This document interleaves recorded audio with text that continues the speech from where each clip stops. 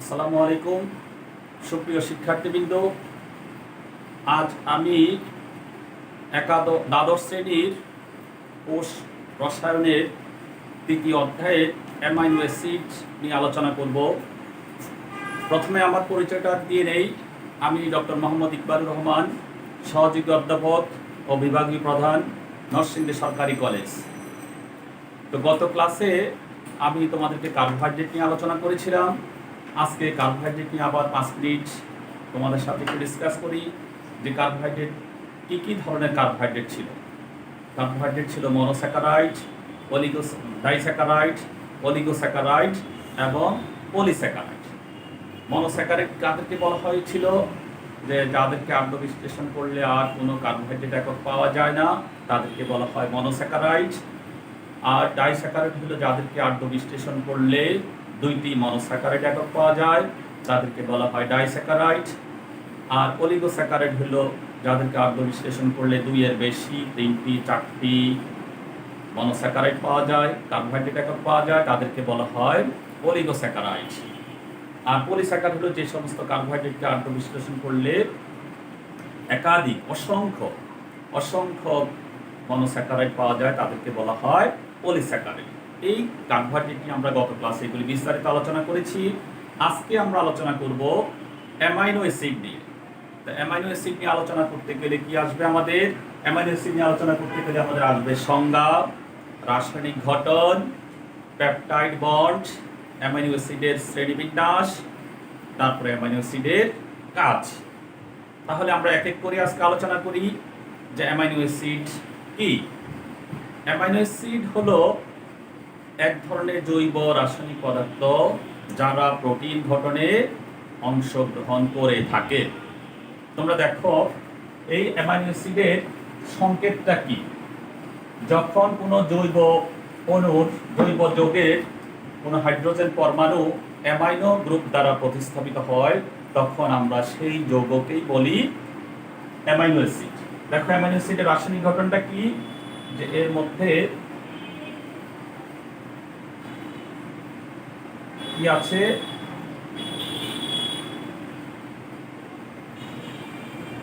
এই যে দেখো অ্যামাইনো অ্যাসিডের মধ্যে একটা কার্বক্সিল মূলক আছে, তারপরে আছে একটা অ্যামাইনো মূলক, তারপরে আছে এখানে অ্যালিফ্যাটিক হতে পারে আর মূলক।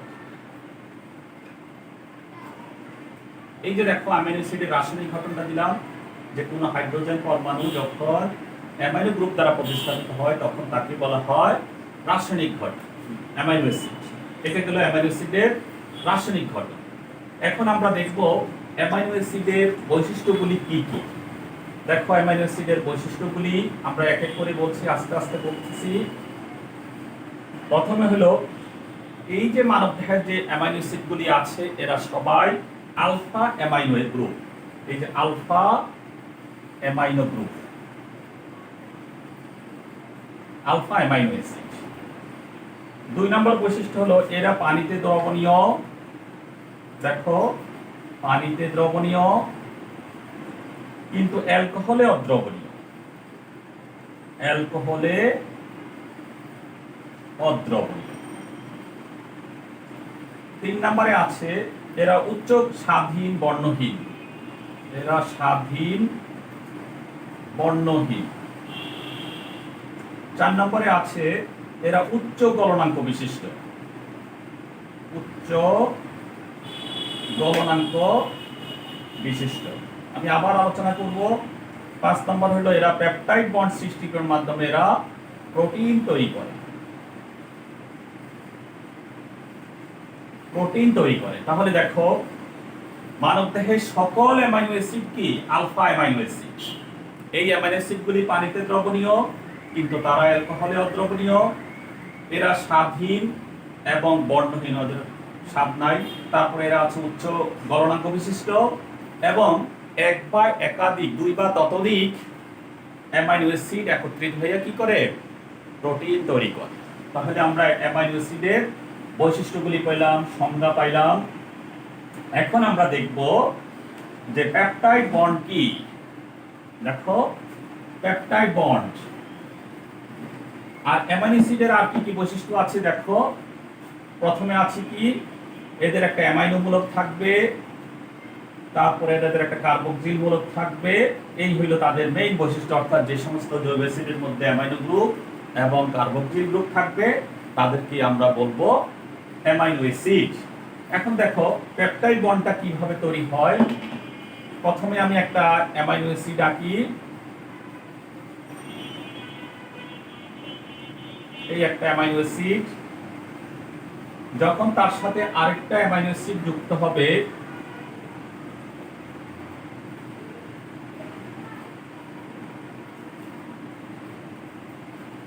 এই দেখো দুইটা অ্যামাইনো অ্যাসিড, এখানে একটা অ্যামাইনো অ্যাসিড আর এখানে একটা অ্যামাইনো অ্যাসিড, এখান থেকে এক অণু পানি অপসারণের মাধ্যমে কি তৈরি করলো, একটা এই যে এখান থেকে OH যাবে, এখান থেকে H যাবে।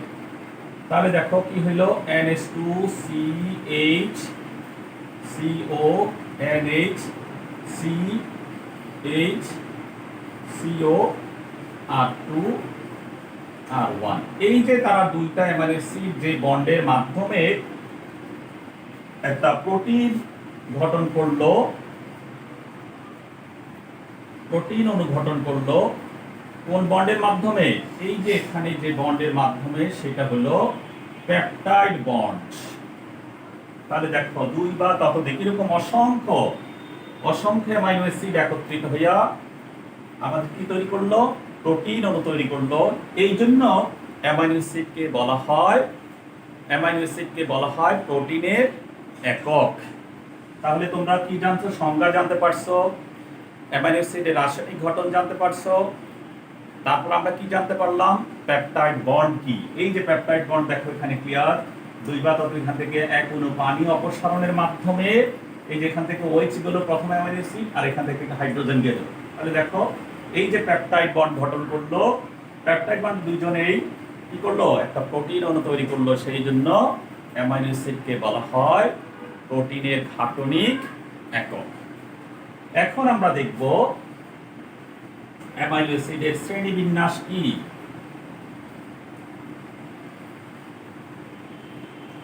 এখন আমরা অ্যামাইনো অ্যাসিডের শ্রেণীবিন্যাস, শ্রেণীবিভাগ। অ্যামাইনো অ্যাসিডকে বিভিন্ন ভাবে শ্রেণীবিন্যাস করা যায়। প্রথমে তৈরি করা যায় তোমার প্রোটিন অ্যামাইনো অ্যাসিড আর হলো non protein amino acid. Protein amino acid আর হলো নন প্রোটিন অ্যামাইনো অ্যাসিড। অর্থাৎ কিছু কিছু অ্যামাইনো অ্যাসিড আছে যেগুলি তোমার প্রোটিন তৈরিতে অংশগ্রহণ করে, তাদেরকে বলা হয় প্রোটিন অ্যামাইনো অ্যাসিড। কেমন? আর কিছু কিছু আছে যারা প্রোটিন তৈরিতে অংশগ্রহণ করে না, তাদেরকে বলা হয় নন প্রোটিন অ্যামাইনো অ্যাসিড। তাহলে মানবদেহে আমাদের প্রোটিন অ্যামাইনো অ্যাসিড আছে 20টা, আর নন প্রোটিন অ্যামাইনো অ্যাসিড আছে অল্প কয়েকটি। তারপরে আছে আমাদের রাসায়নিক গঠনের উপর ভিত্তি করে অ্যামাইনো অ্যাসিডকে আবার 3 ভাগে ভাগ করা যায়। এক নম্বরে দেখো aliphatic amino acid, aliphatic amino acid.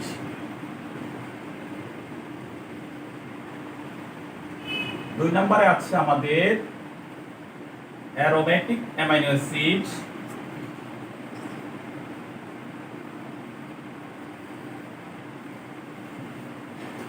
তিন নম্বরে আছে আমাদের হেটারোসাইক্লিক অ্যামাইনো অ্যাসিড। তাহলে দেখো আমাদের অ্যামাইনো অ্যাসিডকে তাহলে 3 ভাগে ভাগ করা যায় আবার। একটা হলো অ্যালিফ্যাটিক অ্যামাইনো অ্যাসিড, আরেকটা হলো অ্যারোমেটিক অ্যামাইনো অ্যাসিড, আরেকটা হলো হেটারোসাইক্লিক অ্যামাইনো অ্যাসিড। এখন আমরা তাদের গঠন এবং সংজ্ঞা দেখব। অ্যালিফ্যাটিক অ্যামাইনো অ্যাসিড কি? দেখো অ্যালিফ্যাটিক অ্যামাইনো অ্যাসিড।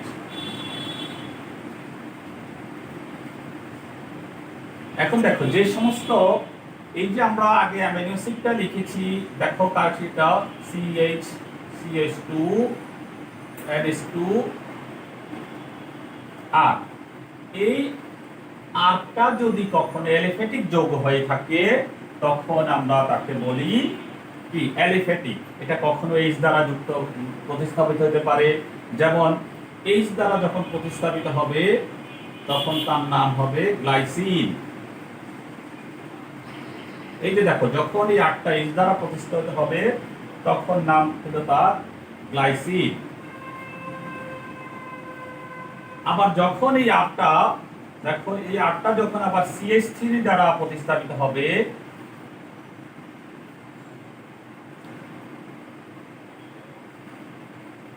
এই CH3 দ্বারা প্রতিস্থাপিত হবে তখন তার নাম হলো অ্যালানিন। এই যে আছে এখানে glycine, alanine, valine, leucine, isoleucine, এরকম অনেকগুলি আছে।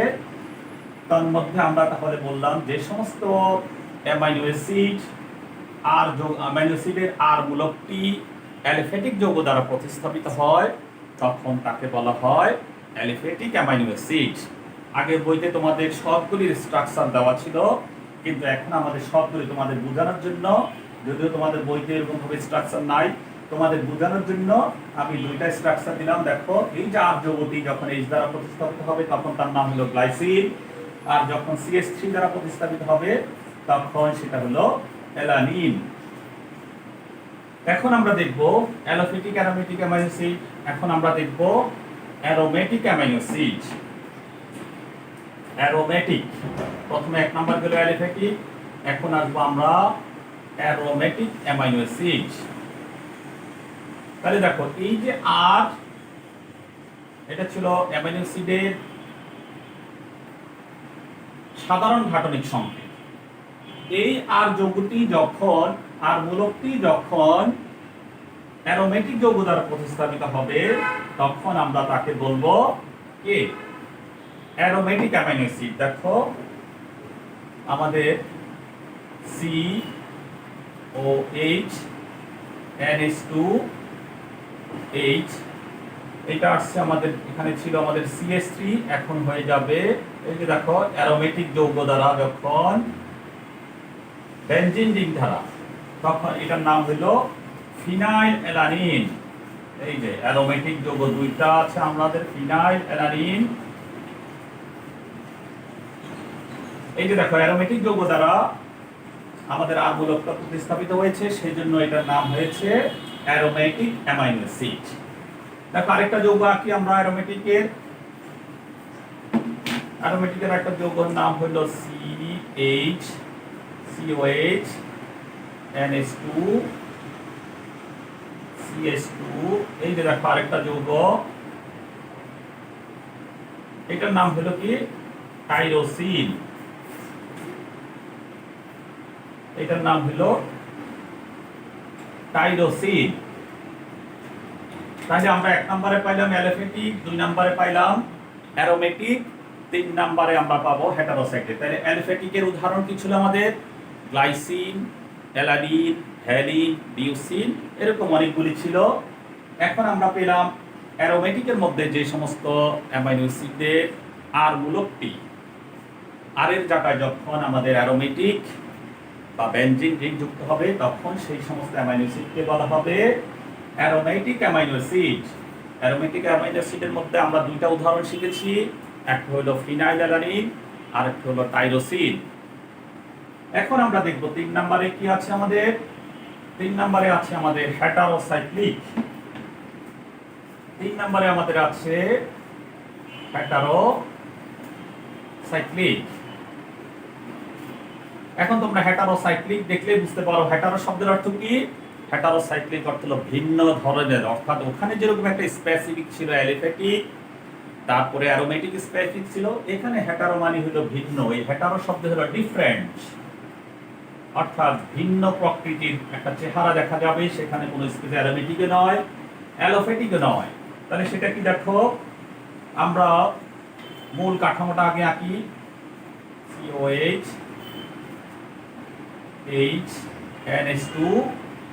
এখন দেখো, এখানে আগে ছিল আমাদের কি CH3 ছিল, এখন CH2টা চলে আসছে, তারপরে এখানে আসছে আমাদের CH2 জায়গায় এই যে দেখো বেনজিন রিং, তারপরে এখানে আমাদের এই যে এটার নাম হলো ট্রিপ্টোফ্যান। এটার নাম কি? ট্রিপ্টোফ্যান। এই ট্রিপ্টোফ্যান হলো, এই ছাড়া আমাদের আরো আছে। ট্রিপ্টোফ্যান ছাড়া সবগুলি সংকেত তোমাদের দরকার নাই, তোমাদের বোঝানোর জন্য আমি এই যে হেটারো, দেখো এখানে ভিন্ন প্রকৃতির একটা স্ট্রাকচার দেখা যায়, সেই জন্য এটার নাম হয়েছে হেটারোসাইক্লিক। তাহলে হেটারোসাইক্লিকের মধ্যে কি আছে? ট্রিপ্টোফ্যান। এছাড়া হেটারোসাইক্লিকের আরো দুইটা উদাহরণ আছে। প্রোলিন, তোমাদের সবগুলি সংকেত দরকার নাই, প্রোলিন। আর একটা হলো histidine.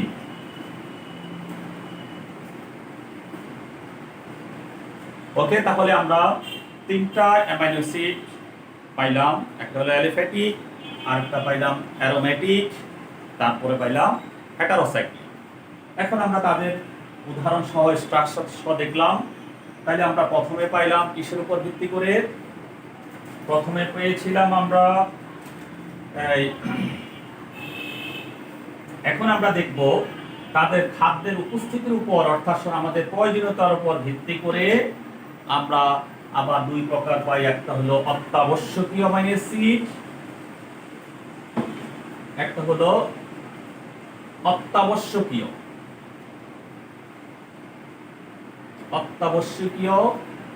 Amino acid.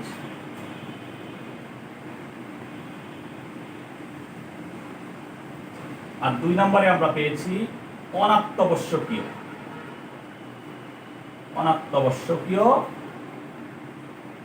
Amino acid.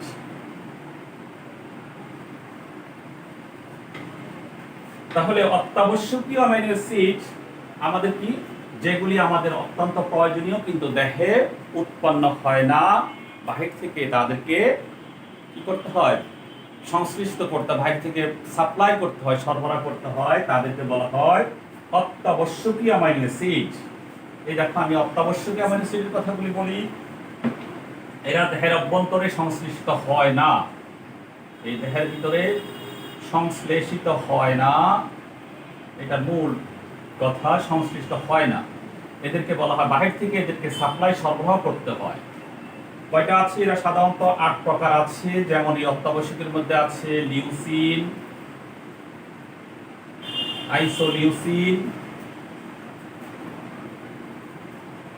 Isoleucine, দেখো এই 8টা দেখো। তারপরে আছে লাইসিন, তারপরে আছে থ্রিওনিন, তারপরে আছে ভ্যালিন, তারপর আছে ম্যাথিওনিন, ফিনাইলঅ্যালানিন,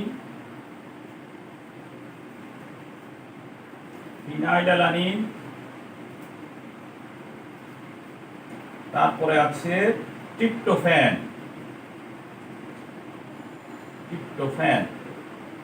তাহলে দেখো এই অত্যাবশ্যকীয় অ্যামাইনো অ্যাসিড কয়টা আছে আমাদের? লিউসিন, আইসোলিউসিন, তারপরে lysine, threonine, valine, methionine, phenylalanine, tryptophan.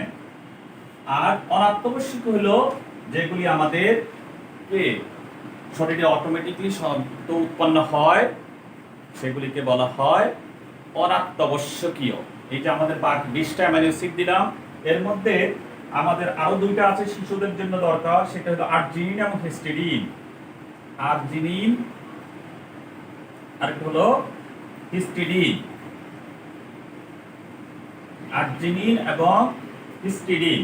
তাহলে এই 10টা ছাড়া বাকি যে 10টা আবার আমরা পাবো, সেগুলি হলো আমাদের অনাত্যাবশ্যকগুলি দেহের ভিতরে উৎপন্ন হয়, আমাদের সেগুলি বাহির থেকে সরবরাহ করার দরকার হয় না। এখন আমরা তোমাদের যে সমস্ত আমরা 20টা অ্যামাইনো অ্যাসিড তোমাদের এমসিকিউতে আসবে যে কোনটা প্রোটিন গঠনে অংশগ্রহণ করে, এরকম 20টা অ্যামাইনো অ্যাসিডের নাম আমরা শিখব। দেখো 20টি অ্যামাইনো অ্যাসিডের নাম, এই 20টা অ্যামাইনো অ্যাসিড তোমাদের মুখস্থ করতে হবে। 20টি অ্যামাইনো অ্যাসিড, 20টি অ্যামাইনো অ্যাসিড দেখো আমি একটা একটা করে সুন্দর করে লিখি, তোমরা এগুলি মুখস্থ করবে। লিউসিন, 2 নাম্বার হলো আইসোলিউসিন,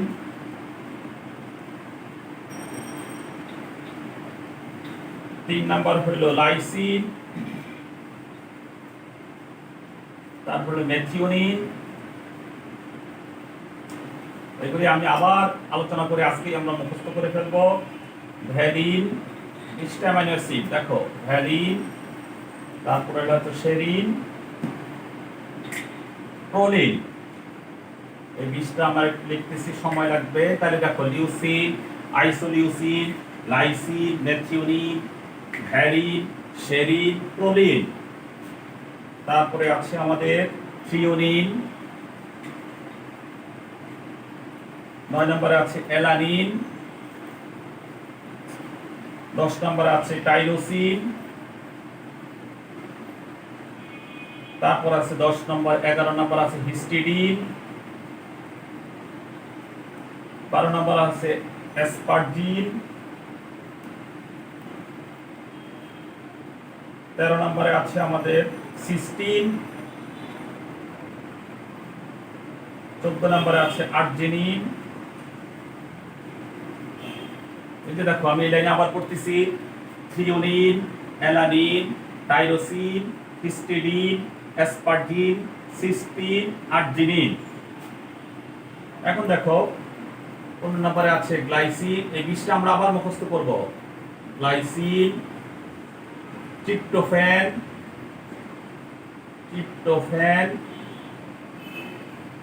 17 নম্বরে আছে গ্লুটামিন,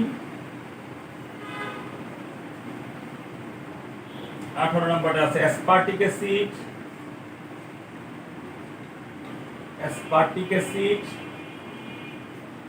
গ্লুটামিক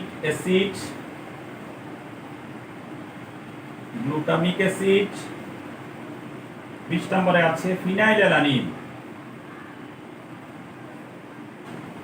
ফিনাইলঅ্যালানিন। এই যে দেখো আমি সুন্দর করে উচ্চারণ করতেছি। তাহলে 20টা অ্যামাইনো অ্যাসিড যারা প্রোটিন গঠনে অংশগ্রহণ করে, এই 20টা অ্যামাইনো অ্যাসিড একদম টাটকা মুখস্থ করতে হবে। লিউসিন, তোমাদের বইটা ক্লিয়ার আছে, leucine, isoleucine, lysine, methionine, valine, serine, proline, threonine, alanine, tyrosine, histidine, asparagine, cysteine, arginine, glycine, tryptophan, glutamine, aspartic acid, glutamic acid, phenylalanine. এই 20টা অ্যামাইনো অ্যাসিড আমাদের জন্য অত্যাবশ্যকীয়। আমাদের এরা প্রোটিন গঠনে অংশগ্রহণ করে, সুতরাং এই 20টা অ্যামাইনো অ্যাসিড আমাদের ভালোভাবে জানতে হবে। এখন আমরা দেখব আমরা প্রায় শেষ পর্যায়ে চলে আসছি। আমাদের এই অ্যামাইনো অ্যাসিডের কাজসমূহ কি কি? অ্যামাইনো অ্যাসিডের কাজ দেখো, আমি সবগুলি টপিক অ্যামাইনো অ্যাসিডের কাজ, এই 5টা পয়েন্ট 1 2 3 4 5 আমরা দেখব। প্রথম কাজ আমরা দেখেছি যে অ্যামাইনো অ্যাসিড কি আমাদের প্রোটিন তৈরিতে সহায়তা করে, তার মানে কি প্রোটিন সংশ্লেষ করে।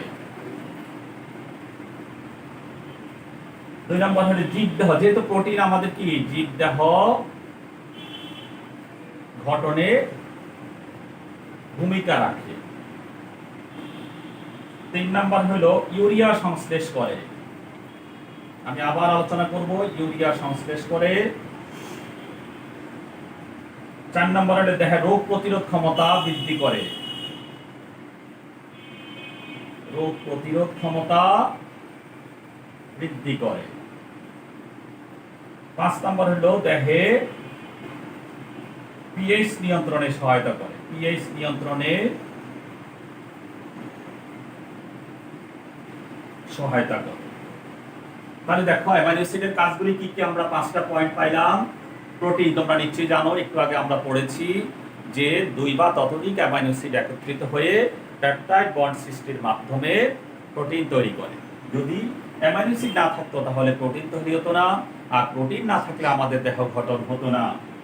তারপরে জীবদেহ, এই যে 2 নম্বরে যখনই তুমি প্রোটিন খাবা তখনই বুঝতে হবে যে তোমার দেহ গঠনে এই প্রোটিন বিশেষ ভূমিকা পালন করে।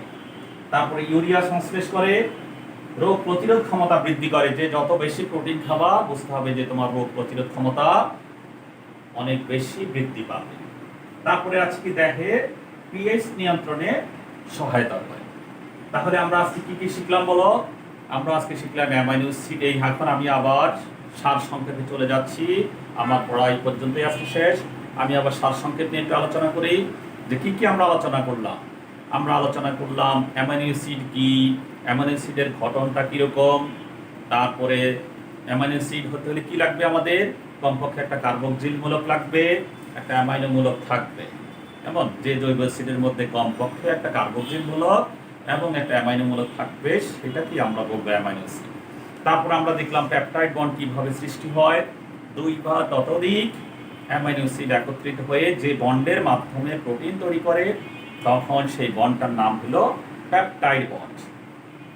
তারপর আমরা দেখলাম প্রোটিন গঠনের উপর ক্লাসিফিকেশন, শ্রেণীবিন্যাস দেখলাম যে কিছু কিছু আছে প্রোটিন গঠনে অংশগ্রহণ করে, আর কিছু আছে তাদেরকে বলা হয় প্রোটিন অ্যামাইনো অ্যাসিড, আর যারা প্রোটিন গঠনে অংশগ্রহণ করে না তাদেরকে বলা হয় অপ্রোটিন amino acid, non protein amino acid.